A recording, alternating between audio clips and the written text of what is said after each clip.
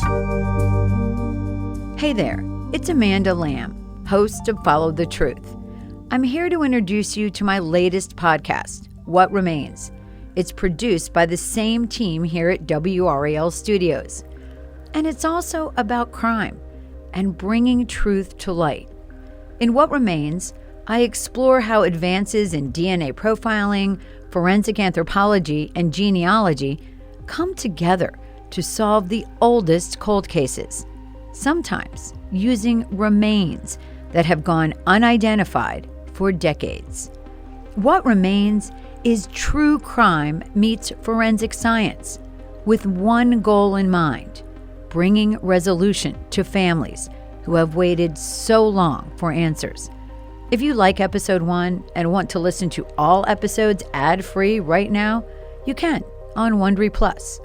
Or you can listen to episodes 1 and 2 now in your favorite podcast app. We'll publish another one each week. Here's episode 1. This podcast contains frank descriptions of human remains and physical violence. Listener discretion is advised. On a cool, cloudy afternoon in 1999, a soldier stationed at Fort Bragg Army Base was driving down a busy road in Fayetteville, North Carolina, when he made a gruesome discovery. March 3rd in 1999, and called 911, of course. The sheriff's office responded out to the scene where they saw what at first they thought was a baby doll, but of course they discovered was in fact a newborn baby. Still had the umbilical cord attached and everything in the trash bag. Lieutenant Adam Farnham says the baby boy was dead. The usually stoic investigators were horrified by the discovery, and even more so when the autopsy revealed that the newborn had died from blunt force trauma. He was still alive when he was thrown from a moving vehicle. The baby had severe blunt force trauma, and that was what the baby died of. It was emotional for every officer that has dealt with it, for every homicide officer, for the road officers, for every detective that has dealt with it. While the detectives were trying to sort out what happened to the boy, they gave him a name, something to help get the public's attention and in turn generate leads. The name symbolized something very important to the officers who were investigating the case. The sheriff's office named the baby Baby Michael because Michael is the patron saint of law enforcement. Detectives went door to door, canvassing the neighborhood for leads. They set up roadblocks and handed out flyers with a picture of the dead infant. The flyer is pretty disturbing, but it was meant to be disturbing. It was meant to shake things up, to get someone to talk, and to capture media attention. I remember when they put this flyer out too. It had a picture of the dead baby on it, just too gross for me to really put on the air. But also at the top here it says, "Who killed baby Michael?" And tonight, Sheriff we had interviewed and taken voluntary DNA samples from countless people, countless women, trying to, anytime we got any kind of lead, all of the leads had been exhausted. Everything they tried led to a dead end. It officially became a cold case. Investigating old murders becomes more difficult with every passing day. The newborn baby boy was found dead last year on the side of this Grays Creek Road. Investigators are hoping new technology will lead to suspects. Every year on the anniversary of the newborn's death, the sheriff's office held a memorial at baby Michael's gravesite. Year after year, they laid flowers, wreaths, little stuffed animals. A solemn headstone with a simple message: we love you. This cemetery next to Hare's Chapel Free Will Holiness Church is where baby Michael was buried 21 years ago.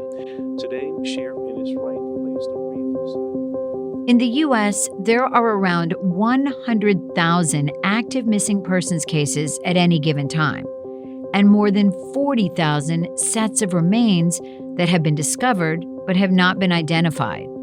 Remains like baby Michael's. Think about that for a moment. Unidentified people, discarded, forgotten about, people who had lives, and now what's left of them sits in a box somewhere, waiting for someone, a scientist, an investigator, a loved one, to make a connection, to identify them, and give them back some of their dignity, even in death. As a television reporter, I've been covering crime for 30 years, and I've shared stories from pieces of lots of these kinds of cases, mostly just big moments. The discovery of a body, or a big break, occasionally an arrest. But when I heard this 40,000 number, it was hard to believe there were so many unidentified people. With all of the advancements in technology and science today, how is this even possible? So I wanted to dig in and understand what it takes to go from a set of unidentified bones to a name. I wanted to learn about the tools and the people who try to reach beyond the grave and find answers. Why do they do it? What drives them? How do they do it? And what happens when others get in their way? When some people intentionally try to hide the truth.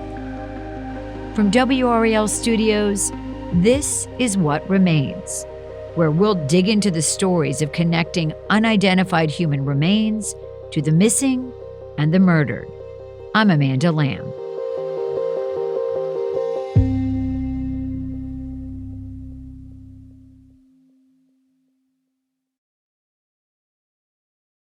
Would it be fair to say that even though it was a quote unquote cold case, it was always being investigated and always on the minds of the investigators who had touched this case?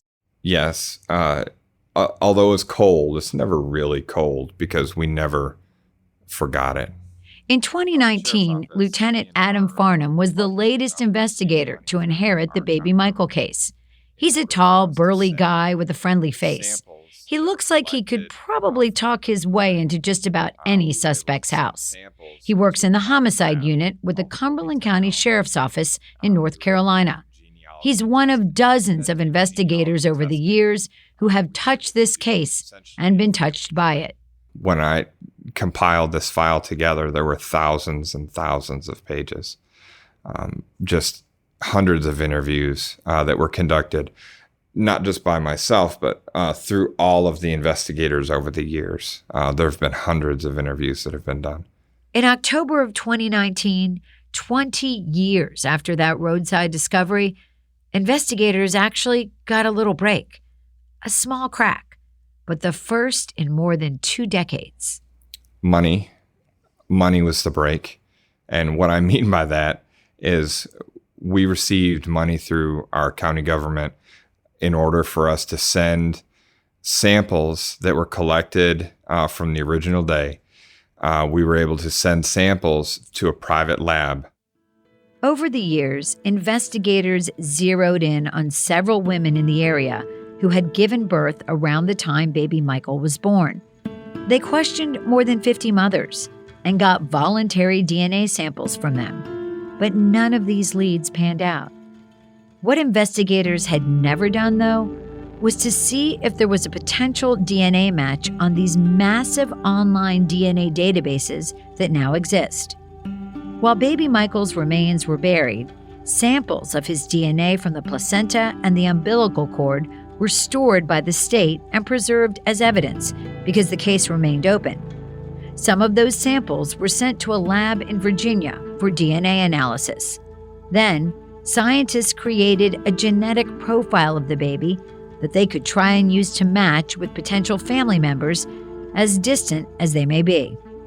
We were able to do genealogy testing, and through that genealogy testing, we were able to do essentially a family tree of baby Michael. And that's what's called forensic genealogy. Correct. Where you take that sample, you try to connect it to people, and then you keep going until you find somebody who knows something in this family tree. Correct. A second cousin or a third cousin down the line. They started getting results in November of 2019, but the names they got back were very distant relatives of baby Michael. Too distant. Still, the lab kept processing the DNA, doing more in-depth testing, and running it against any new samples. Then, In February of 2020, they got a result back that showed someone very, very close to baby Michael on the family tree. It was a big break, and they ran with it. They interviewed that person and others close to Michael on the family tree. The circle was closing, and they were getting closer and closer to baby Michael's mother. Then, on February 20th, 2020, 21 years after baby Michael was found, Lieutenant Farnham and another detective drove 200 miles west from Fayetteville to a small town in the mountains of North Carolina, to the home of a woman they believed would provide the ultimate answers in the case. We had received information through our interviews that was the mother, and I went to interview her with one of my detectives up in Morganton. That's a few hours away up in the mountains. The DNA testing her age and where she lived at the time baby Michael died, about 3 miles from where he was found. Farnham knew all this, and he knew this interview was make or break. Lieutenant Farnham revealed that the woman admitted to him that she was baby Michael's mother. Deborah Riddle Jackson O'Connor is her name. It's O'Connor now. It wasn't in 1999. When they told her she was under arrest, she didn't cry. She just got up and walked out of the house with the detectives, almost like she was expecting this day to come. When I asked Lieutenant Farnham what that moment was like, he sits quietly for a few seconds, looks away, and then turns back to me, choosing his words carefully. It was a experience. You're looking at the woman investigators say left a newborn baby's body by the side of the road in Cumberland County in 1999. WRAL Fayetteville reporter Gilbert Bays has been covering developments in this case for 2 decades. On many occasions, I've covered the graveside ceremonies that they've had.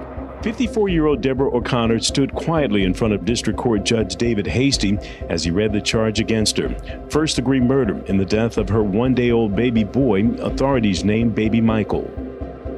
In a Facebook post she made in November of 2019, 3 months before police showed up at her front door, Deborah foreshadowed the fact that investigators would eventually circle the wagons around her, saying, "You can't hide behind a religious mask forever.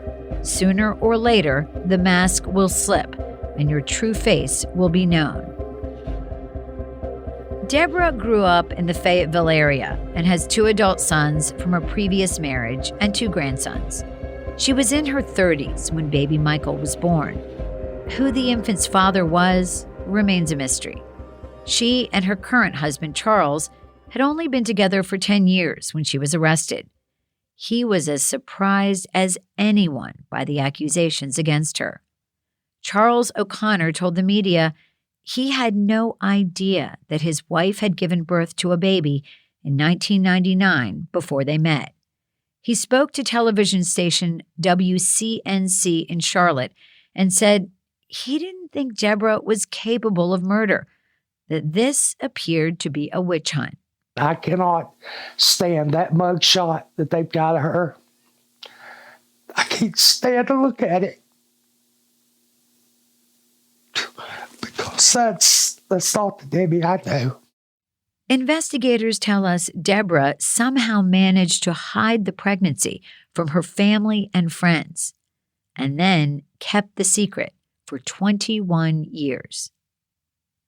3 years after investigators say she killed baby Michael, North Carolina passed a law that allows a parent to give up a newborn in the first 7 days of its life to a responsible person with no legal repercussions: a healthcare worker, a police officer, a social worker. No questions asked. The goal of the safe surrender law is to prevent infant homicides like this one. Of course, no one knows for sure if this law would have protected baby Michael. There aren't numbers kept about how many babies have been surrendered since it went into effect. But advocates say it's crucial for mothers who feel like they have no other options.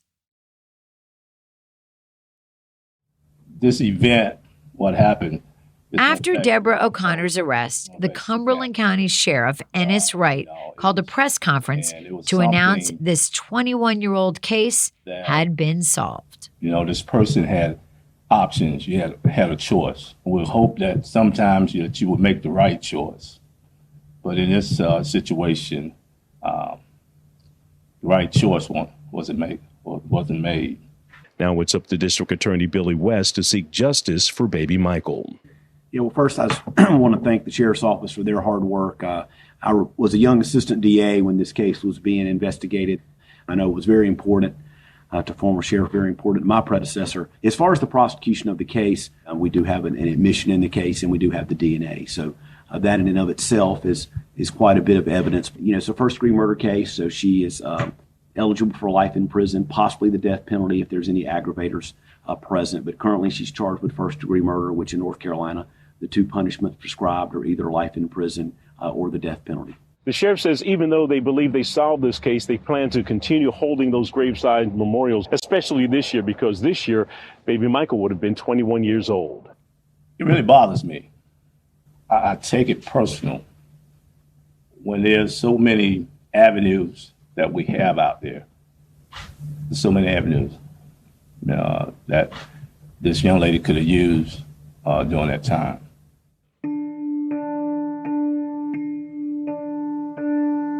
In August of 2021, 22 years after baby Michael was found discarded on the side of the road, Deborah walked into a Cumberland County courtroom, her face obscured by a mask due to the COVID pandemic.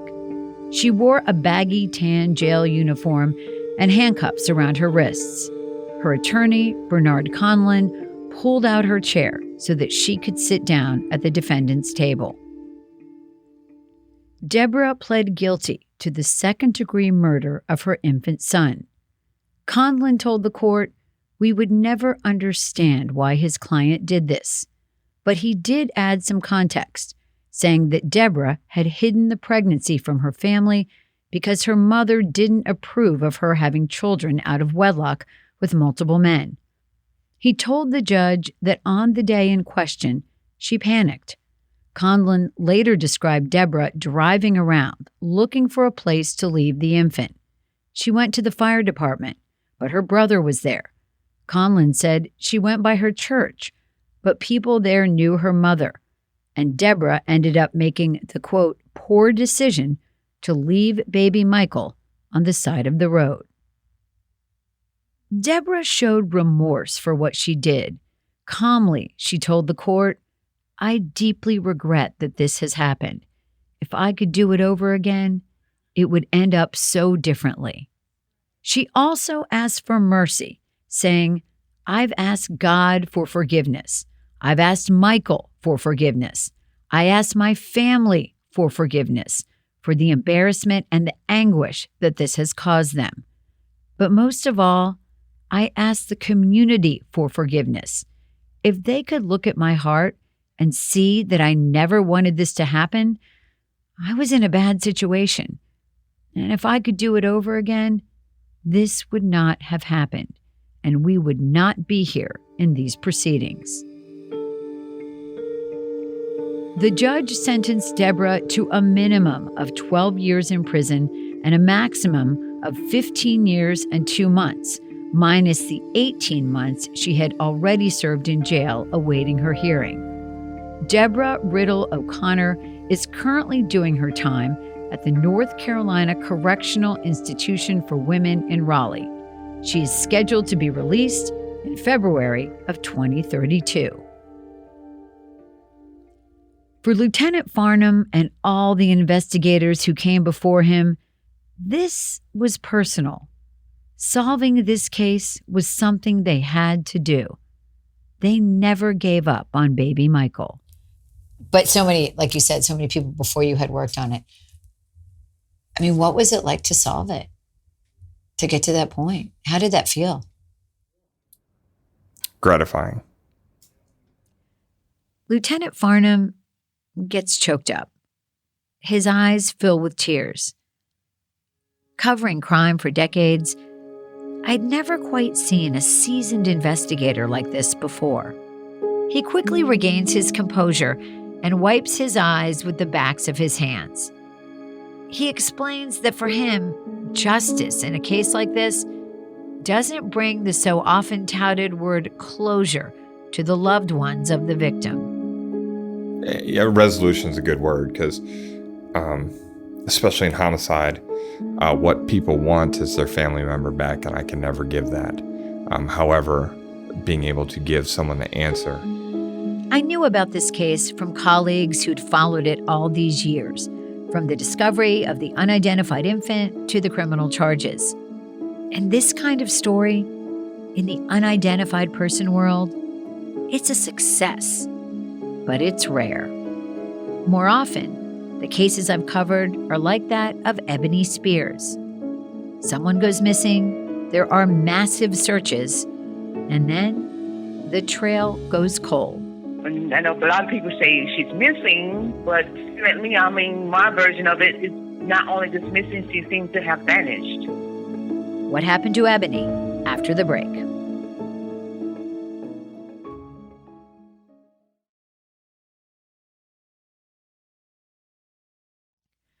"31-year-old Ebony Spears disappeared from her home in Wilmington, North Carolina in January of 2016. Since then, her mother, Harriet Rivers, has been filled with questions.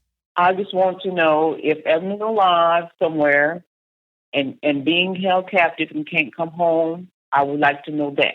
Is she okay? Where is she? You know what I'm saying? We always going to have that in the back of our head. Days turned into weeks, months, and then years. No word from Ebony. Something has happened to her and nobody is speaking out. Ebony just wouldn't have walked away from home.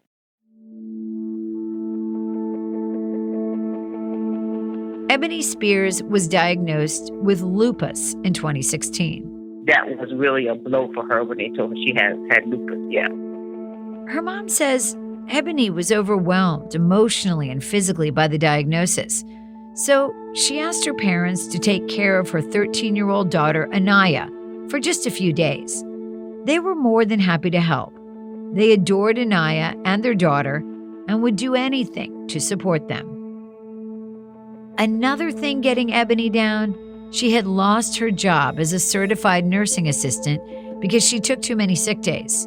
Her mom, Harriet Rivers, was extremely worried about her daughter's state of mind. That caused them great depression and just turned her world, her life upside down. That not being able, number one, to take care of Naya, number two, half the time not being able to focus and take care of pretty much herself. It was just like we were running back and forth, making sure she was okay mentally, physically.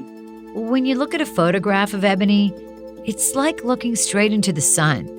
Her smile is big and warm. In some photos, she sports a brunette bob with subtle blonde highlights, which only add to her glow. But we all know people can look one way in a photo and still be hurting inside. Harriet said Ebony had her struggles, but that she was smart and kind and desperately needed her family's support in that moment. To me, she was a good daughter, loving mother. She loved her family. And Ebony was a good person. On Tuesday, January 12th, 2016, Harriet spent time at her daughter's apartment, helping her clean out and organize. She felt like this was something tangible she could do to help Ebony get back on track, to figure out how to resume some semblance of normalcy in her life despite her health issues. Harriet said at the time, Ebony seemed fine, but 2 days later, everything went downhill. It was just like everything just went rock bottom. Because I got a call from her boyfriend at that time, and he was saying that Ebony was acting erratic, driving over the speed limit, and so that was the day that she ended up at the police department, the Wilmington Police Department. Ebony had gone to the precinct on her own accord looking for some help. She didn't know where to turn, but she felt like this was a good place to start. They called EMS because Ebony was complaining of not feeling well. Her parents met her there and were hoping the police would recommend that Ebony be admitted to the hospital for a mental health evaluation. But officers who attended to her said she seemed fine, lucid, normal, not a danger to herself or anyone else. She wasn't acting right, and we wanted her to get some help. And so they, like I said, they asked all the questions, and they say since they didn't find nothing wrong with her, she answered the questions correctly, whatever, blah, blah, blah, blah, they can't make her go. Despite her parents' concerns, they let her go home. The very next day, on Friday, January 15th, Ebony returned to the Wilmington Police Department asking if she could use their phone, saying her phone had lost its charge. Her parents think this was yet another cry for help. According to witnesses, she stayed there in the lobby of the police department for a few minutes, acting anxious. At one point, then she went back to the phone, and then they finally realized that the phone wasn't working. So they say she got a little agitated, and she walked out the door, and that was the last time they seen her. In the initial reports of Ebony's disappearance, this was listed as the last confirmed sighting of her.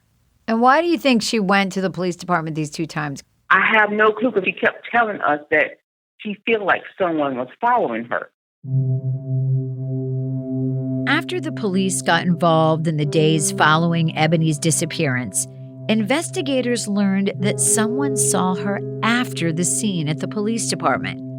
A man says that night he was visiting a friend in the apartment complex where Ebony lived. He says around 9:45, she stepped out of her apartment and asked him for a cigarette. He said he didn't have one to give her, and she told him she was going to walk to the store and buy some. Then, about 1 o'clock that morning, her boyfriend he called her daughter's phone and asked, was her mom to my house? So she puts me on the phone, and he's saying, hey, I've been here since 11 o'clock, and Ebony's not home. Is she with you? Right away, Harriet is very concerned. The boyfriend says he found the apartment locked with Ebony's purse inside, but that she's nowhere to be found. Why would she leave without her purse? Her mother thinks. And that's, to me, my thing is it's not making sense. After Ebony disappeared, they got connected with an advocacy group that helps families when someone goes missing. You'll hear much more about the Q Center for Missing Persons in a later episode. The Q Center organized searches, posted flyers everywhere with Ebony's picture on them, and hosted rallies. The Wilmington police searched the city on horseback, checking alleys and spots their patrol cars couldn't go. They used dogs. They even got the FBI involved when investigators thought she might be the target of a man in Georgia that she used to live with and owed money to. There was a reward offered for information about her whereabouts. A local funeral home even donated money to pay for billboards with Ebony's picture on them. The search went on for years. As recently as February of 2022, the Q Center and the Wilmington Police held another community search for Ebony. It lasted 2 days. It involved dozens of volunteers, search dogs, and searchers on horseback. They returned to places Ebony was last seen, like the area around the police department and her apartment. Still, nothing. Not a trace of her. I mean, how do you as a parent just get up and go through every day not knowing? I do it, like I said, because of Anaya, and I have 2 other small kids that rely on me. And basically, I think I'm the strong tower of the family, so I have to just keep on going. There are days when I wish I didn't have to. I wish I wasn't dependent on them, but I can just stay in the bed with my head covered up and just not do nothing, just not think. But I'm still going. Anaya, Ebony's daughter, is in college. Her family wants resolution for themselves, but more importantly, they want resolution for Anaya. She's thrived despite the disappearance of her mom when she was just 13. But Harriet believes her granddaughter deserves to know the truth, needs to know the truth, in order to get on with her life in a productive way. And she says that's what Anaya wants too. She is going into young womanhood without knowing where her mom is, and her mom has done missed practically all her teenage years, just about. At this point, the most important thing to Harriet is knowing what happened to Ebony. And I know someone's out there who knows what's happened to Ebony, and I feel it, and I just know someone knows. As a mother, I mean, that could mean a lot to be able to have that answer, I would think. Yeah, we just want to know. If you, the individual, caused it, just come forward. And if you are not the individual that caused it and you know what happened to Ebony, come forward. That's all we're asking. All we're asking. That's all most people in Harriet's situation are asking. After years of waiting and wondering, they just want to know what happened to their loved one. As a parent, it's an unimaginable situation to be in. I couldn't picture myself getting out of bed, but somehow, Harriet manages to put one foot in front of another, day after day, hoping for a miracle. So how do cases go from where Ebony's is, a missing person case with no clues to go on, to a solved case, like the case of baby Michael? It's like two sides of the same coin, an unidentified person on one side, a missing person on the other. Somehow, they need to be connected. And I've gotten sucked into trying to figure out how those two sides meet. How do you put together a story of who a person is and what happened to them from a single piece of bone? How do you search for someone when there's no leads to follow? And why are there so many cases yet to be solved? I'm going to take you along with me as I try to answer some of these questions. In this show, we'll meet the scientists and investigators using the most cutting-edge tools and technology to find answers for families like Ebony's. We're going to walk through a body farm, take a class in forensic art, track the impact of DNA testing, and put bones under a microscope. And we'll meet the people behind all of this work, advocates for those whose voices have been cut short, and in some cases, entirely forgotten. It's not an easy journey, but when you think about people like Harriet, a mother who has lost a child, you realize that every step is worth taking.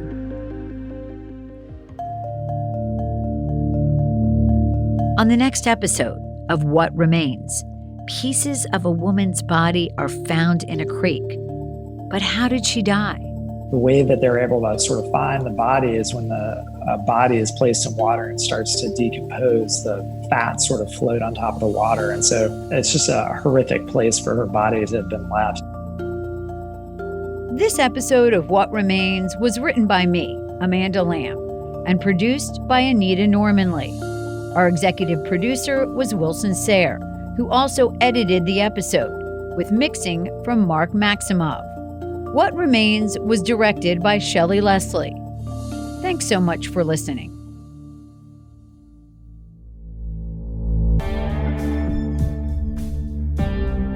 If you like our show, please give us a 5-star rating and review.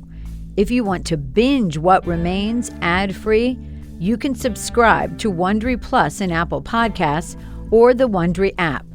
Episodes are also available on Amazon Music or wherever you get your podcasts. Another way you can support our show is by filling out a survey at Wondery.com/survey.